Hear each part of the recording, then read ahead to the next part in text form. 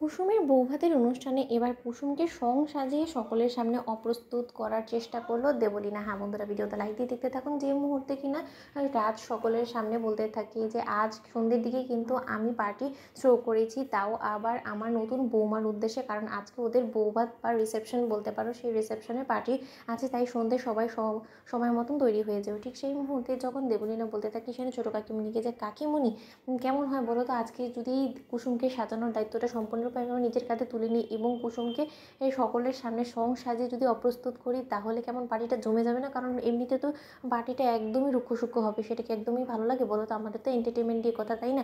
চোখে আঙুল দিয়ে আয়ুষকে বুঝিয়ে দিতে হবে না যে ও কত বড় একটা গাইয়া ভূতকে বিয়ে করে এনেছে, এবং সকল বড় বড় ক্লায়েন্টসদের সামনে কুসুমকে সকলের সামনে যদি নাজেহাল করে তুলি, তাহলে তো এমনি ইন্দ্রাণী গাঙ্গুলি মান সম্মান ধূলিসাৎ হয়ে যাবে। তখন ইন্দ্রাণী গাঙ্গুলি স্বয়ং নিজেই কুসুমকে যে কোনো মূল্যে আয়ুষের জীবন থেকে বার করানোর জন্য উঠে পড়ে লাগবে। ঠিক সেই মুহূর্তে সেখানে ছোটো কাকিমণি বলতে থাকে যে তাহলে ভাবছো কি, বলে ফেলো না দিদির সামনে। ঠিক সেই মুহূর্তে যখন দেবলীনা বলতে থাকে যে আন্টি, আমার আসলে তোমার সঙ্গে কিছু কথা ছিল। কুসুম, তুমি যদি কোনো মতে কোনো কিছু মাইন্ড না করো এবং তুমি যদি নিজের শত্রু বলে আমাকে না ভাবো, তাহলে কি আজকে সন্ধ্যের জন্য তোমাকে তৈরি করার সম্পূর্ণ দায়িত্বটা আমি নিজের কাছে তুলে নিতে পারি?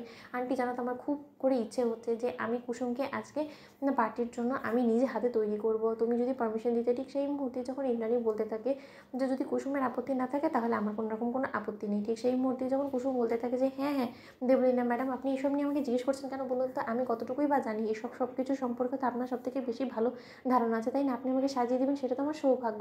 আপনার যেমনটা ইচ্ছা আপনি আপনার মনের মাধুরী দিয়ে আমাকে সাজাবেন। অন্যদিকে যখন ঈশান বলতে থাকে যে ভাইরা সাবধানে থাকিস, কারণ আমার কোনোভাবেই মনে হয় না যে এই বদমাইশ দেবলীনা আদৌ কুসুমকে ভালোভাবে সাজাবে। ও নির্ঘাত কোনো একটা চক্রান্ত করে কুসুমকে সং সাজিয়ে সকলের সামনে অপ্রস্তুত করার চেষ্টা করবে, যাতে করে লজ্জায় তোর মাথা হেট হয়ে যায় এতগুলো ওভারসিজ ক্লায়েন্টসদের সামনে। অন্যদিকে আয়ুষ বলতে থাকে যে ঈশান, তো সত্যিই বিশ্বাস হয় যে আমি দেবলীনার উপরে আস্থা রাখবো? আমি কোনোভাবেও দেবলীনাকে সেই সুযোগটা দেবো না। ওর যতটুকু মনের মাধুরী দিয়ে সাজানো সাজাক না, তার পরবর্তীতে আমি ম্যানেজ করে নিব। আজকে কোনোভাবেই ও কুসুমকে সকলের সামনে নাজেহাল করতে পারবে না, সেই সুযোগটাই আমি দেবলীনাকে দেবো না। বরঞ্চ আমরা যেটা প্ল্যান করে রেখেছি সকলের সামনে দেবলীনার পর্দা ফাঁস করে দেওয়ার, সেটা তুই প্রস্তুতি নেওয়া শুরু করে দে। কারণ আজকে আর দেবলীনাকে কোনোভাবেই ছাড় দেওয়া যাবে না। দেবলীনা, ছোটো কাকিমণি এবং সেই সঞ্জয়, এই তিনজনকে একজোটে যদি না আজকে নাস্তানাবুদ করেছি, তাহলে আমার নামও আয়ুষ নয়। আমি বলে রাখলাম, যা কিছু হয়েছে আমাদের মধ্যে সেই সব কিছু নাটের গোড়া শুরু হলো গিয়ে এই দেবলীনা। তাহলে দেবলীনাকে কী করে আমি ছাড়তে দিই বলতো?